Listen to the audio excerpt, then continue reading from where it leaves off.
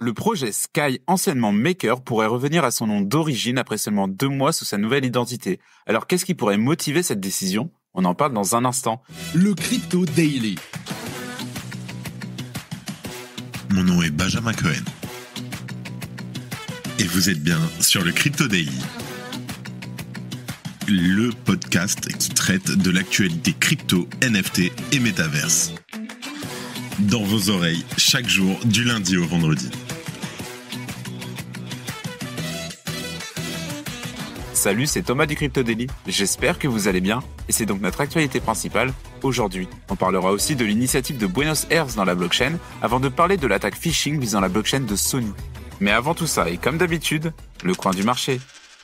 Here comes the money. Here we go. Le marché est dans le rouge en ce milieu de semaine. Le Bitcoin perd 1,4% sur les dernières 24 heures pour un prix de 66 400 $.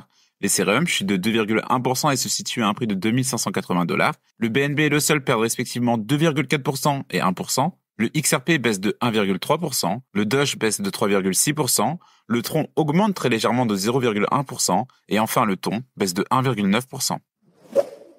MakerDAO fait machine arrière. Sky, le protocole de finance décentralisé derrière le stablecoin DAI, envisagerait à nouveau de changer de nom quelques semaines seulement après le dernier changement. Une partie de la communauté autour du protocole aimerait effectivement qu'il récupère son ancien nom, MakerDAO.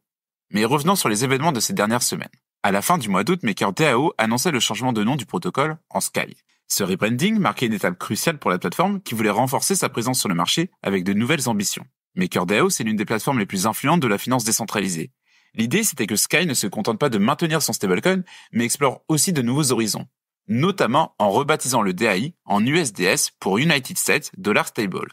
Mais tout ne s'est pas passé comme prévu pour MakerDAO depuis l'officialisation de cette stratégie. 2 mesures ont grandement refroidi la communauté. D'abord, la centralisation autour de l'USDS. Ensuite, la volonté de se conformer strictement aux réglementations anti-blanchiment d'argent. D'ailleurs, le stablecoin USDS permet le gel des fonds. Alors la communauté de MakerDAO a perdu de l'intérêt pour le projet, comme en témoigne la courbe du Sky. D'ailleurs, un chiffre exprime cette dynamique, la baisse de 45% de la valeur du MKR depuis le rebranding. Notons quand même que l'USDS connaît un certain succès. Le stablecoin a dépassé le seuil du milliard de tokens de supply seulement 2 semaines après son lancement. En réponse à cette situation, Rune Christensen, le fondateur de MakerDAO, a pris ses responsabilités. Il a notamment reconnu que, je cite, « L'utilisation du terme Sky comme nom du protocole, celui du token et celui du front-end a définitivement ajouté une certaine confusion au sein de la communauté. » Désormais, MakerDAO doit faire un choix, et 3 options sont sur la table. Conserver le nom de Sky et poursuivre la roadmap, revenir au nom de Maker et poursuivre la roadmap, revenir au nom de Maker et revenir à l'ancienne roadmap. En tout cas, une consultation de la communauté aura lieu avant qu'un vote ne soit déclenché, à partir du 4 novembre prochain.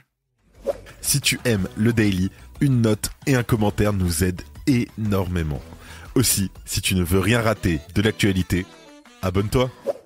Buenos Aires lance un service d'identification basé sur la blockchain et Zcash. La ville avait commencé à travailler sur cette solution l'année dernière. Il s'agit d'une intégration de QuarkID, une plateforme de vérification d'identité décentralisée basée sur Zcash. Cette initiative permettra de vérifier l'identité des habitants de Buenos Aires de manière décentralisée. Je cite. Cette initiative inédite fait de Buenos Aires la première ville du monde à implémenter la blockchain et le chiffrement Zero Knowledge pour créer des identités numériques auto-souveraines. Les services sont disponibles via MIBA, la plateforme gouvernementale qui permet l'accès à certains documents et services. Les identités numériques décentralisées sont stockées, elles, via le Layer 2 Zcash qui fonctionne sur Ethereum. Concrètement, cela permet aux citoyens de Buenos Aires de stocker des documents sensibles, comme des certificats de naissance. Cela leur permet ensuite de vérifier leur identité ou d'autres éléments. Je cite. Cela garantit qu'aucune partie tierce, même pas le gouvernement, ne peut pister quand, comment et pourquoi une information d'identification a été utilisée.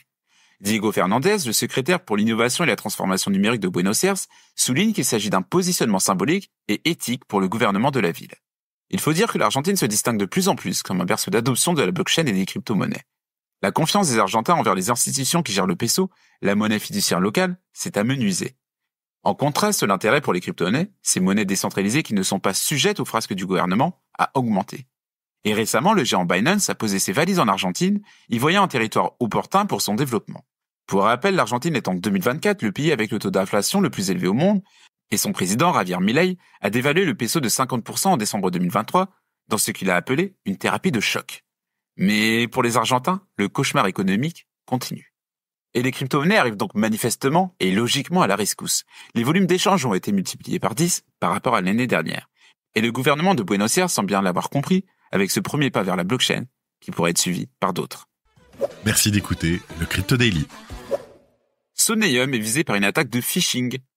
En août dernier, le géant Sony a dévoilé son propre Layer 2 sur Ethereum, intitulé Soneum.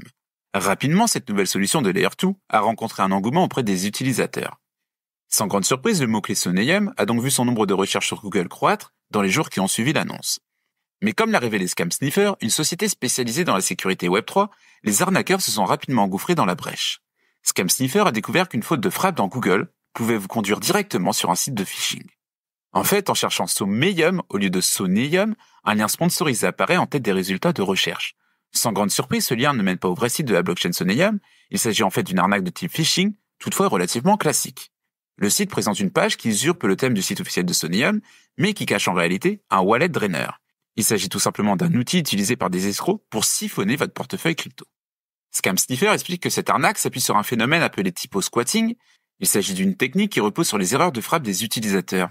Malheureusement, ce n'est pas la première fois que ce genre de piège sévit dans notre industrie. Heureusement, il existe des moyens pour ne pas tomber dans ces pièges. Et voici quelques bonnes pratiques pour naviguer prudemment. Vérifiez toujours l'URL. Avant de cliquer sur un lien, assurez-vous que l'URL est correcte. Installez des extensions de sécurité. Certaines extensions, comme celles proposées par Scam Sniffer, peuvent analyser les sites avant que vous n'y connectiez votre wallet. Soyez vigilant aux annonces sponsorisées. Ce n'est pas parce qu'un lien apparaît en haut des résultats de recherche qu'il est sûr. Passez par des liens officiels. Passez par le compte officiel X du projet que vous souhaitez visiter afin de vous assurer que vous utilisez le bon lien. En tout cas, l'incident de Soneum est un exemple parmi tant d'autres qui montre à quel point il est facile de tomber dans le piège des arnaques de type phishing. Et d'ailleurs récemment, un utilisateur a perdu pas moins de 1,4 million de dollars en tombant dans un tel piège. Et voilà, c'est fini pour nos 3 news principales du jour et on passe maintenant aux brèves. Peter Todd en danger depuis la sortie du documentaire HBO. Peter Todd doit désormais vivre caché après la diffusion d'un documentaire de HBO l'accusant d'être Satoshi Nakamoto. Il a exprimé des inquiétudes pour sa sécurité, dénonçant les risques et la dangerosité de telles allégations. Avalanche lance une carte Visa. La fondation Avalanche a lancé une carte Visa appelée Avalanche Card. Elle permet aux utilisateurs de dépenser des crypto-monnaies telles que l'USDC, le WAVAX et le SAVAX dans des endroits où Visa est accepté.